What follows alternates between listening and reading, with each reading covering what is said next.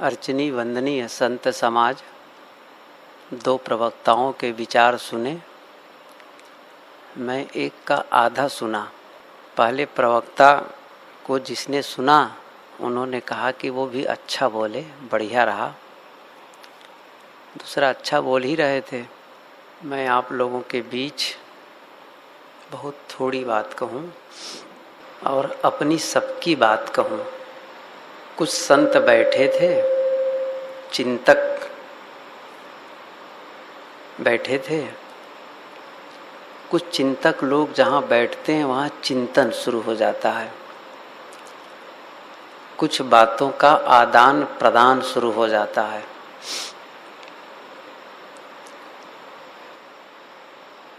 और विचारों के आदान प्रदान में कहते कहते एक प्रश्न उठा, सबसे सरल क्या है? तो चिंतन है, बुद्धि का आयाम है। तो इस सबसे सरल क्या है, इसके उत्तर खोजने में ही कठिन हो गया। वो चिंतन का ढंग ऐसा होता है कई बार कि सरल काम को वो टेढ़ा कर देता है और टेढ़े को सरल कर देता है। सबसे सरल क्या है, ये अब टेढ़ा हो गया। इसका उत्तर पाना, कई उत्तर आए, कई लोग अपने ढंग से कहा, फिर उस पर चर्चा हुई, फिर चर्चा हुई। ऐसा करते करते एक उत्तर आया, अच्छा लगा। वो कौन सा था? सबसे सरल क्या है, इसके उत्तर में एक ने कहा कि दूसरे के दर्पण में अपना प्रतिबिंब देखना, ये सबसे सरल है। और इसी के प्रतिपक्ष में एक दूसरा प्रश्न खड़ा हुआ, सबसे कठिन क्या है? उत्तर आया, अपने दर्पण में अपना प्रतिबिंब देखना। ये हम लोगों के लिए दोनों ही सूत्र बहुत महत्वपूर्ण है। दूसरे के दर्पण में अपना प्रतिबिंब देखना एक, और दूसरा पक्ष है अपने दर्पण में अपना प्रतिबिंब देखना। हम सबकी ज़्यादा स्थिति यह है कि हम दूसरे के दर्पण में प्रतिबिंब देखते हैं। साथ साथ रहते हैं, काम करते हैं और भी व्यवहार करते हैं, तो हम दूसरों को देखते हैं। भोजन करने बैठे, साथ साथ भोजन परस दिया गया और साथ साथ शुरू भी किए। एक खाया और जल्दी जल्दी खा लिया और दूसरा खा ही रहा है। वो देखता है जल्दी खा गया, मेरे से ज़्यादा खा गया, और मैं कम ही खाया हूँ, मेरे से ज़्यादा पचा लेता है। ये बड़ा कठिन है। अब दूसरे के दर्पण में अपना प्रतिबिंब देख रहा है, उसकी तुलना कर रहा है कि ऐसा कर रहा है, वैसा कर रहा है। मुख्य रह गया, ये नहीं सोच रहा है कि मुझे कितनी आवश्यकता है, मुझे क्या खाना चाहिए, कितना खाना चाहिए, कैसे खाना चाहिए, ये नहीं देख रहा है। तुरंत सामने दूसरा का दर्पण खड़ा हो गया, वो तुलना करता है, ऐसा है, वैसा है। बहुत जल्दी हम दूसरे के दर्पण में अपना प्रतिबिंब देखने लगते हैं। और ये तो खाने की बात हुई, अन्य सारे व्यवहार में हमारी यही गतिविधि है। सब दारो मदार हम सब दूसरे, अपना मानदंड नहीं है, अपना कोई पैरामीटर नहीं है कि हम अपनी कसौटी कसें। दूसरे के आधार पर हम अपनी कसौटी कसते हैं। दूसरा क्या कर रहा है, बस उसके आधार पर हम अपना मानदंड तैयार करते हैं। और यही है फिसलने का ढंग। जब दूसरों के ऊपर हम अपना दोष डाल देते हैं कि वो ऐसा कर रहा है, वो ऐसा कर रहा है, तो ये अपने को बचाने का, अपने को सुरक्षित रखने का बहुत बड़ा उपाय है। कहा यह जाता है कि सिकंदर के पास एक डाकू पकड़कर लाया गया। सिकंदर ने कहा, बोलो तुम्हें कौन सा दंड दिया जाए? डाकू ने कहा कि दंड चाहे जो हो, मृत्यु दंड नहीं होना चाहिए। मृत्यु दंड के अलावा आप चाहे जो दंड दें। सिकंदर ने कहा, तुमने इतने अपराध किए हैं, इतने गलत काम किए हैं, और मृत्यु दंड तुम्हें क्यों न दिया जाए? उन्होंने कहा, मैं सोचता हूं मुझे आप मृत्यु दंड देंगे, मैं तो छोटा डकैत हूं, बहुत छोटा, और आप तो मेरे से बड़े डकैत हैं। मैं तो छोटी छोटी जगह लूटता हूं, धन कम लूटता हूं, और आप तो न जाने कितने देशों को लूटा और कितने को मारा है। मुझे यदि मृत्यु दंड मिलेगा तो आपको कौन सा दंड मिलेगा? इसलिए मैं सोचता हूं कि मृत्यु दंड के अलावा मुझे अन्य दंड मिलना चाहिए। देखिए, डाकू अपना सारा दोष सिकंदर को डाल दिया। डाकू ये नहीं सोचता है कि मैं अपराध किया हूं, दूसरों को सताया हूं, मारा हूं, हत्या किया हूं। नहीं, आप मेरे से ज्यादा अपराधी हैं, और जहां हम दूसरों पर हम नजर डालते हैं तो हम खतरे से बाहर नहीं हो सकते। ये सबसे बड़ी बात है। हम खतरे से बाहर नहीं हो सकते, तुलना करते हैं। मैंने कहा ना, दूसरे के दर्पण में अपना प्रतिबिंब देखना, दूसरा क्या कर रहा है इसके आधार पर अपना मूल्यांकन करना।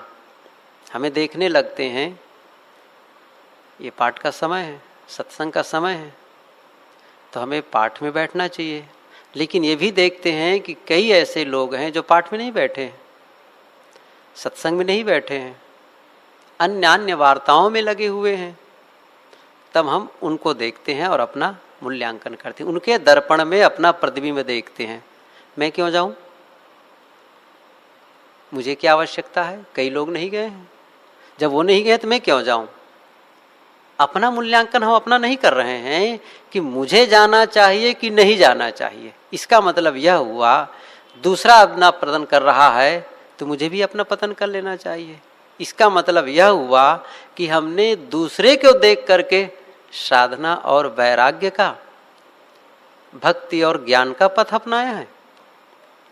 दूसरा का उत्थान हमारे उत्थान में कारण है और दूसरे का पतन हमारे पतन में कारण है। अपना कौन सा मानदंड है हमारा? हमें दूसरों के साथ तुलना नहीं करना है, अपनी तुलना अपने से। ये बहुत बड़ा सूत्र होगा। दूसरे को नहीं पराजित करना है, अपने को। दूसरे के समान हम कभी नहीं हो सकते।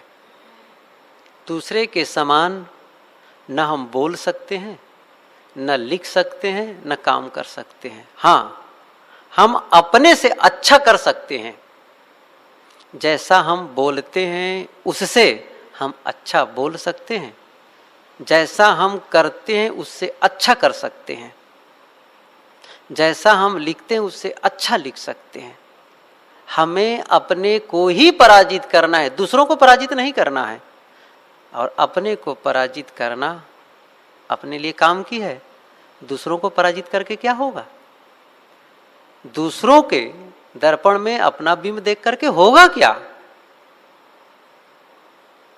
दूसरा क्या खा रहा है, क्या कर रहा है, हम क्यों?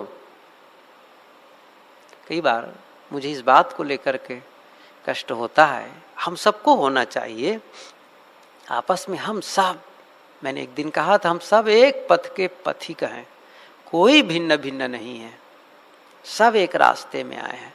और सबकी सामूहिक साधना का एक क्रम है, हम सब इतने लोग हैं, ये बात सच है कि सब अलग अलग जगह से आए हैं, सब अपना अपना काम कर रहे हैं, लेकिन सब के बीच में प्यार, मधुरता, संगठन ये सब बना रहेगा। सबको आह्लाद, सबको आनंद आएगा। आपस में रस्सा कसी है, अच्छा नहीं लगेगा, ना अपने लिए अच्छा होगा न साथियों के लिए अच्छा होगा। ये बात तो सच है, लेकिन यह दूसरा पक्ष भी है कि यदि हम इन समूह में भी भिन्न भिन्न विचार और संस्कार के लोग हैं और उनके कामों को देख करके जो वस्तुतः साधना के खिलाफ है और उसी को हम अपना मानदंड बनाएं और उसी को अपना मार्गदर्शक चुने, तो हमारे लिए हानिकारक होगा। मुझे अपने को देखना है। जब हम लोग अपने ऊपर फिर से कैंची चलाते हैं, क्या उद्देश्य था मेरा घर छोड़ने का, किस उद्देश्य को लेकर चला हूं, मेरे साथी क्या इस मामले में सहयोग कर रहे हैं? किसी भी बात को लेकर के हर स्थिति में जब हम अपने आप का मूल्यांकन अपने ऊपर अपने लिए करते हैं तो बात साफ हो जाती है। कई बार सुनने को मिलता है कि अमुक ऐसा कर रहा है, कभी वो ऐसा कर रहा है, अमुक वो खा रहा है, ये खा रहा है, तो मैं कहूँ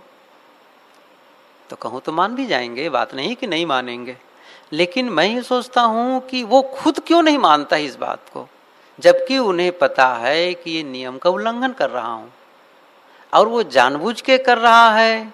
यदि कहता हूँ कि तुम गलत कर रहे हो, कोई कहता है, तो वो आक्रामक हो जाता है, वो ये साबित करता है कि मैं गलत नहीं हूँ। ये अद्भुत मामला है। वो खुद गलत कहे तो सुधार सकता है, दूसरा गलत कहे तो अपनी रक्षा हम, मुझे कोई गलत कहता है तो मैं अपना ढाल तैयार करता हूं, मैं गलत नहीं हूं, मैं ठीक हूं, तुरंत ढाल निकल जाता है। क्यों? अपनी सुरक्षा के लिए। बहुत कठिन है अपना चीर फाड़ करवाना, अपना एनालिसिस करवाना, अपना विश्लेषण करवाना दूसरों के द्वारा। हम अपना कर सकते हैं, ये तय है, मैं अपना स्वीकार सकता हूं, हाँ ये मेरी गलती हो गई, तब तो कोई बात नहीं है। दूसरा कोई कह दे उसके बाद मैं स्वीकारूं, बहुत कठिन है, फिर तो नहीं होता है। दूसरे के सामना अपना अवमानना, अपना अपमान हम नहीं सह पाते हैं, और चार के बीच हो तब तो और कठिन होता है। अकेले में भले कोई कह दे, और चार के बीच कह दे तब तो बहुत कष्ट होता है, क्यों उन्होंने मुझे कहा। जबकि यह हमको मानसिकता तैयार करनी चाहिए कि सचमुच जब मेरी गलती है तो अकेले में कहें चाहे चार के बीच कहें, सचमुच जब मेरी है, अब मुझे खुद को स्वीकार लेना चाहिए था पहले ही। क्यों मैंने किया उल्लंघन, क्यों मैं उसका तिरस्कार किया, क्यों अपमान किया, क्यों ऐसा किया। मानो कि हमको कोई नियम दिया गया है, कई बार मैं तो देखता नहीं हूँ, कोई कहता है कि कहीं मुट्ठी में पकड़ के ले आए, भोजन करते समय बैठ गए, कोई कहीं से ले आया, चुप बैठे, वैसे खा रहे हैं वैसे खा रहे हैं। मैंने कहा कि बात तो सही है, नहीं होना चाहिए। जब इसका नियम नहीं है तो हम लोगों को नहीं खाना चाहिए। मैं खुद उसको खाता हूँ, मैं खुद खाता हूँ, ये नहीं है कि मैं नहीं खाता हूँ, मैं भी खाता हूँ, बहुत लोग खाते हैं, गुरुजी भी खाते हैं। उसके विरोधी थोड़े हम लोग हैं, गुरुजी विरोधी नहीं है, मैं विरोधी नहीं हूँ, कोई विरोधी नहीं है। कुछ लोगों को शारीरिक रूप से वह सूट नहीं करता है, इसलिए उसको स्वीकारते नहीं हैं। और इस बात को लेकर के जब आप शुरू के नियम को जब आप देखेंगे तो आप खुद महसूस करेंगे कि ये सच था।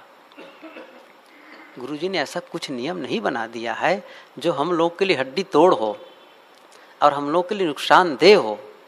हम सब की साधना की स्थिति को मद्देनजर रख करके और सामूहिकता को ध्यान में रखकर उन्होंने ऐसा किया है। और इसीलिए बीच बीच में जब वो उसको दिया जाता है, लोगों को स्पर्शा जाता है, तो हम लोग खा लेते हैं। गुरुजी स्वयं का भी उसका उपयोग कर लेते हैं, ऐसा कुछ नहीं है। लेकिन तब है जब हमारी ये निरंतर आकांक्षा बनी रहती है और उसके लिए हम प्रयासरत होते हैं और उसके लिए लुके छिपे प्रयास करते हैं, तब मन को एक पूछना चाहिए, एक प्रश्न करना चाहिए, ये स्वास्थ्य के लिए खा रहे हैं कि स्वाद के लिए खा रहे हैं। मेरा मन में एक बार प्रश्न आता है कि स्वास्थ्य के लिए खाते हैं कि स्वाद के लिए। स्वास्थ्य के लिए शायद कम होगा, स्वाद के लिए ज़्यादा प्रयोग होता है। भ्रमण में भी कहाँ नियंत्रण रहता है, वो तो ठीक है, सामग्री ले लेते हैं, मैं भी लेता हूँ और लोग भी ले लेते हैं, लेकिन ऐसा नहीं है कि न मिले तो उसके लिए हो और कहीं मिल जाए तो हम बहुत बेताब हों। नहीं चाहिए, त्याग भी तो चाहिए अपने लिए। मैंने कहा ना, अपनी कसौटी अपने को करनी है, ये अच्छा लगेगा। और आप जब अपने ऊपर नियंत्रण करने लग जाएंगे तो आप खुद अच्छा महसूस करने लगेंगे और आपको खुद लगेगा गुरु जी के नियमों का मैं पालन कर रहा हूँ। और गुरु जी का नियम का पालन अपने नियम का पालन होगा। मैंने स्वीकारा है उसको, हम सब स्वीकारे हैं उस चीज को गुरु जी के सामने कि हम वही नियम का पालन करेंगे जो आप देते हैं और उसका करेंगे। ये हम भाव रखते हैं, हृदय से कामना रखते हैं, तो हमको वही करना चाहिए। तो मैं तो इसलिए कह रहा था कि हम सब यदि अपना पुनर्मूल्यांकन शुरू कर दें। मैं कई बार मैं खुद सोचता हूँ, इतना लंबा समय हमारा बीत गया, जब उस चीज़ को देखता हूँ। कई ऐसे हैं जिन लोगों की उम्र में मैं आया और सचमुच उस समय लगता था बहुत टाइम है। यहीं मुझे ऐसा लगता है कि जब हम पहली बार प्रीतम नगर में आए हैं तो बहुत थोड़े लोग रहते थे। उस समय हम, मेरे से शायद एक साधक छोटा था, बाकी सबसे छोटा मैं था। एक ही साधक छोटा था, वो थोड़े दिन पहले आया था। यद्यपि वो आश्रम इस समय नहीं है, अलग रहते हैं, और बाकी मैं। फिर बढ़ते गए, फिर तो विस्तार हुआ और सब, फिर मैं और जगह रहने लग गया। और मैं सोचता हूँ कि यदि उस समय ये सावधानी बरती गई होती और पूरे समय का दोहन किया गया होता तो बहुत विकास हो गया होता। और तब इतना समय बीतने के बाद जब मैं अपने साथियों को देखता हूँ कि वो समय का सही उपयोग नहीं कर रहे हैं, स्वाध्याय और चिंतन में अपने को नहीं लगा पा रहे हैं, चाहे जो कारण हो, तो मुझे सोच करके कष्ट होता है कि वो अभी नहीं समझ पा रहे हैं। एक सूत्र मैंने एक पुस्तक में पढ़ा कि हमारे लिए त्रासदी यह नहीं है कि हमारा जीवन जल्दी सिमट जाता है, हमारे लिए त्रासदी यह है कि हम जीवन की शुरुआत काफी देर में करते हैं। ये नहीं है कि हमको थोड़ा जीवन मिला है, इसको लेकर के हम कष्टित नहीं हैं। ये कोई बहुत दुख की बात नहीं है। दुख की बात यह है कि हम जीवन का आरंभ ही देर में करते हैं। जीवन का आरंभ का मतलब समझ बूझ पूर्वक जीने का ढंग अपनाना।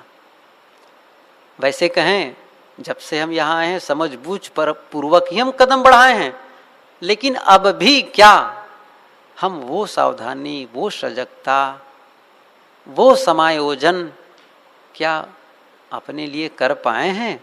मैं समझता हूँ अभी बहुत कम है। तो पहली बात, दूसरे के दर्पण में अपना प्रतिबिंब देखना ये बहुत सरल है। दूसरा क्या कर रहा है हम नहीं समझते कि मुझे क्या करना है, बस वो कर रहा है मुझे करना चाहिए। देखे उन्होंने वैसा किया, बस मैं भी वही करने लग गया। वो नहीं जा रहा है, मैं भी नहीं जाऊंगा। क्यों ऐसा सोचते हैं? मुझे क्या करना है? ये सच है कि बहुत ऐसे लोग हैं जिन्हें न कहना है न सुनना है, उनका काम है समय हुआ आना जाना, जो भी है सब रूटीन बढ़िया सबका है। कोई ऐसा नहीं है जो गलत करता है, सब अच्छे हैं। और वस्तुतः मूल रूप में सब अच्छे हैं, ये तय है। तभी यहाँ एकत्र हैं, तभी यहाँ हम लोग यहाँ रहते हैं। लेकिन तब है उसमें और परिष्कार की आवश्यकता है। जहाँ जहाँ वो बात आती है उसकी धुलाई की आवश्यकता। और इसकी धुलाई मैंने कहा ना, कोई दूसरा जब करने लगता है तो हमें कष्ट होता है। जब उसकी धुलाई मैं खुद करता हूं तो मैं उसको स्वीकार लेता हूं। एक उदाहरण मैंने शायद कहा था क्या कि एक आदमी अपने मकान को सजाने के लिए पर्दा खरीद के लाया। बड़ा अच्छा पर्दा, सुंदर, खिड़कियों में दरवाजों में बस बढ़िया पर्दा लगाया। उसका एक मित्र आया, बैठे चाय पी रहे, बातचीत हुई, देखा वाह पर्दे बहुत अच्छे पर्दे हैं आपके, बढ़िया लग रहा है, कितने में लिए आप? बताए कितना इतना पैसा लगा है। तो मित्र कहा ओह इतना पैसा, आप लूट गए, बहुत ज्यादा पैसा दे दिए, आपको दुकानदार ने लूट लिया है, ठीक नहीं है। अब वो घर मालिक क्या कहता है, तो क्या अच्छे सामान फुटपाथ में मिलते हैं? बढ़िया दुकान में जब खरीदोगे तो पैसा देना ही पड़ेगा, और अच्छे सामान की कीमत तो अच्छी होती ही है, क्या उसमें लूट गए मैं? वो चला गया। अब मुझको महसूस हो रहा था कि सचमुच ये ज्यादा कीमत मैं दे दिया, वो खुद महसूस पहले से करता रहा, लेकिन अब सामने वाले ने कह दिया तो बस ढाल निकाल लिया। क्या फुटपाथ में मिलता है बढ़िया सामान? अच्छे सामान के लिए अच्छी दुकान होती है और फिर उसकी कीमत तो लगती ही है। कई दिन बीते, एक दूसरा मित्र आया, वो देखा पर्दा, वाह क्या पूछना है, बहुत सुंदर पर्दा, कितना बढ़िया आपका मकान दिख रहा है, इस पर्दे को आने से तो मकान में चार चांद लग गया है, काश मेरे पास भी वो शक्ति होती, मैं ऐसा पर्दा लगाता। तो वो क्या कहता है घर मालिक, लेकिन भाई साहब मैं इस पर्दे की कीमत ज़्यादा दे दिया। अब वो खुद कहता है, ध्यान दीजिए, पहली जब उसको कहा गया था कि आपको लूट लिया तो वो नाराज होकर कहता है क्या फुटपाथ में मिलता है। अब ये कहता है कि बहुत अच्छा है आपका पर्दा, बढ़िया है, बहुत अच्छा लग रहा है। तब वो कहता है लेकिन मैंने इस पर्दे की कीमत ज़्यादा दे दी है, लगता है मैं ठगा गया। सोचिए इस बात को लेकर के, मैं इस बात को पुष्ट करना चाहता हूँ, जब हमें कोई गलत कहता है तब हम अपने को सही साबित करने के लिए तूल दे देते हैं, लेकिन जब हम खुद स्वीकार करते हैं या दूसरा कोई कूटनीति का प्रयोग करता है, कुछ ऐसा ढंग वो बोलता है जिससे हम स्वीकार कर लेते हैं कि हमने सचमुच गलत हुआ है कहा के, सबसे बढ़िया है अपना विश्लेषण हम खुद करें। ये सबसे कठिन काम है कि अपने दर्पण में अपना प्रतिबिंब देखना, अपने आप को कसौटी से कसना।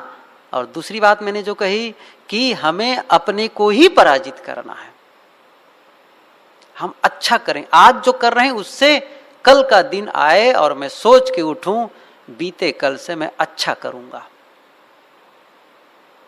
हर काम अच्छा करूंगा बीते कल से, हर दिन प्रगति का दिन, हर दिन नया दिन, हर दिन जीना है, उसमें क्या हर्जा है, हर चीज नया, हम नए ढंग से जिएंगे, बात खत्म हो गई, जो हुआ सो हुआ, उसको क्या लेना है हमसे, चाहे जितनी बड़ी गलती हो गई हो बीते कल में, उससे हमारा क्या होता है, छोड़ दिए। अब तो हम नए हो गए हैं, कल नया सवेरा होगा, नया दिन होगा, नई तारीख होगी, बिल्कुल नए ढंग से जिएंगे, बस सारी बातें धुल जाएंगे। इसलिए कठिन काम करना है, वो कठिन क्या है, अपने दर्पण में अपना प्रतिबिंब देखना। सरल काम त्याग करें, क्या, दूसरे के दर्पण में अपना प्रतिबिंब देखना, दूसरे के साथ तुलना करना, दूसरे की नकल करना, दूसरा करता है वैसे ही करने को सोचना, करना, लेकिन ये सोच करके कि वो साधना के लिए प्रशस्त पथ है कि साधना में अवरोधक है, ये मूल्यांकन कर लेना, फिर आगे बढ़ना। निश्चित है हम सब इसी पथ के पथिक हैं, हम सब को यही काम करना है, ये प्रश्नता है, हम सब कर रहे हैं। बीच बीच में जो अपने आप में हम गड़बड़ी कर लेते हैं उसी का परिष्कार करना है।